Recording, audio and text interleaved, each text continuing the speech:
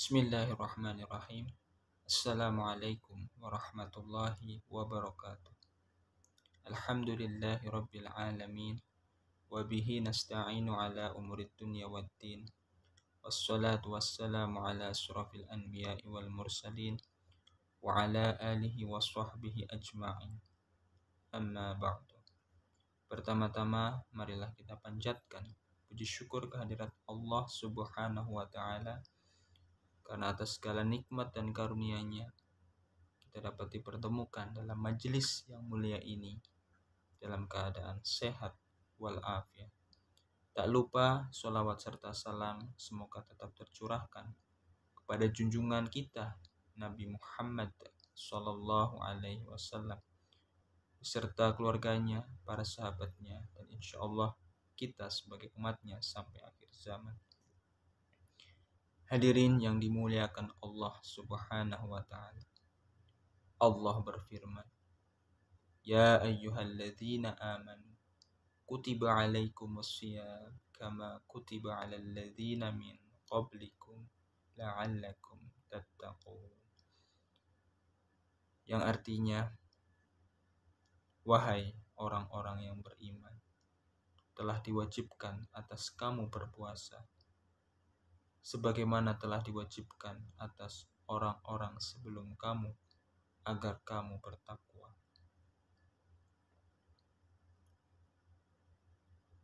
Puasa berarti menahan lapar dan dahaga sejak matahari terbit hingga terbenam. Namun, apakah pahala puasa seorang muslim akan maksimal hanya dengan menahan lapar dan haus? Tentu sayang, apabila seorang umat hanya mendapatkan rasa lapar dan haus saja, sedangkan pahala-pahala bulan Ramadan justru hangus dan puasanya menjadi sia-sia. Nabi Muhammad SAW bersabda, yang artinya, betapa banyak orang-orang yang berpuasa, namun dia tidak mendapatkan apa-apa dari puasanya, kecuali hanya rasa lapar dan dahaga. Hadis riwayat At-Tabrani.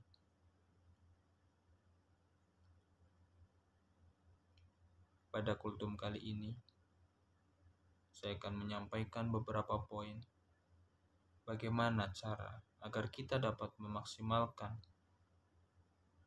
pahala puasa dan tidak hanya merasakan lapar dan haus saja.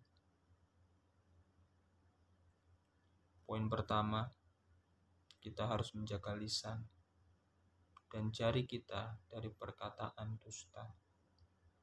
Nabi Muhammad SAW bersabda, yang artinya, siapa yang tidak meninggalkan perkataan zur atau dusta, malah mengamalkannya, maka Allah tidak butuh pada lapar dan haus yang dia tahan.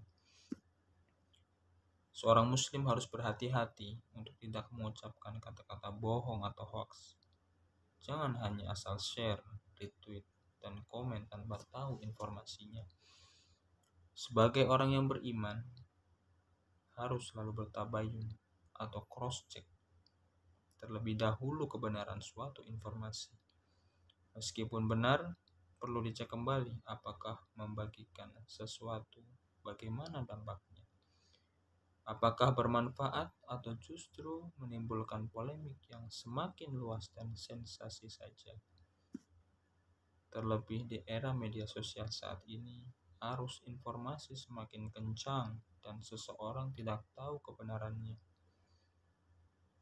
Maka dianjurkan untuk menahan jari, untuk tidak asal share atau komentar apabila tidak mengetahui kebenarannya. Hal itu tujuannya agar pahala puasa seorang muslim selamat di zaman yang serba digital saat ini. Lalu poin yang kedua, yaitu menahan diri dari berkata yang sia-sia dan membuka aib orang lain. Nabi Muhammad SAW bersabda, puasa bukan hanya menahan makan dan minum saja, Tetapi puasa adalah dengan menahan diri dari perkataan laghu yang sia-sia dan rafath, berkata jorok yang mengarah ke pornografi.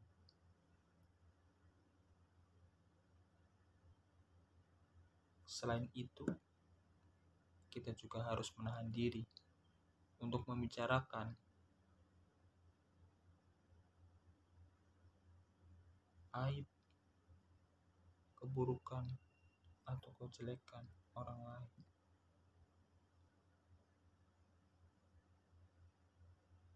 Memang kadang seseorang tidak sabar. Setiap manusia itu hanya berbeda dalam hal dosa. Setiap manusia memiliki aib yang ditutup dan jaga oleh Allah Subhanahu wa taala. Apabila Allah Subhanahu wa taala buka aib tersebut, mungkin kita akan malu. Jika dosa tersebut itu mengeluarkan bau busuk, mungkin tidak ada yang mau berteman dan berdekatan dengan orang tersebut. Tetapi saat ini kita justru dengan gampang membicarakan keburukan orang lain. Tentu hal tersebut akan menghilangkan pahala puasa kita. Na'udzubillah. Poin yang ketiga, selalu meningkatkan amal soleh di bulan Ramadan. Cara yang ketiga yaitu mengisi bulan Ramadan dengan amal-amal soleh, membuat karya-karya yang bermanfaat bagi umat, membaca Al-Quran, banyak bersedekah, sholat malam, dan lain sebagainya. Sebab bulan Ramadan adalah bulan yang mulia, yakni saatnya umat Islam fastabiqul khairat atau berlomba-lomba dalam kebaikan, bukan justru menumpuk dosa yang akan menghanguskan pahala puasa kita. Mungkin tidak panjang lebar apa yang saya sampaikan. Tak terasa kita sudah separuh perjalanan puasa di bulan Ramadan ini. Marilah kita tingkatkan amal ibadah kita di bulan yang penuh berkah ini, bulan suci Ramadan. Saya mengingatkan kepada diri saya sendiri dan kepada kita semua, marilah kita gunakan momentum Ramadan ini dengan sebaik-baiknya. Jangan sampai kita menyesal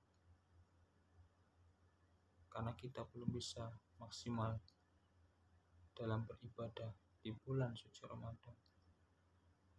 Marilah kita gapai rahmat, ampunan dari Allah Subhanahu wa taala. Semoga kita mendapatkan ampunan dari Allah Subhanahu wa taala, mendapatkan keselamatan dari Allah Subhanahu wa taala, dan syafaat baik di dunia maupun di akhir. Semoga momentum Ramadan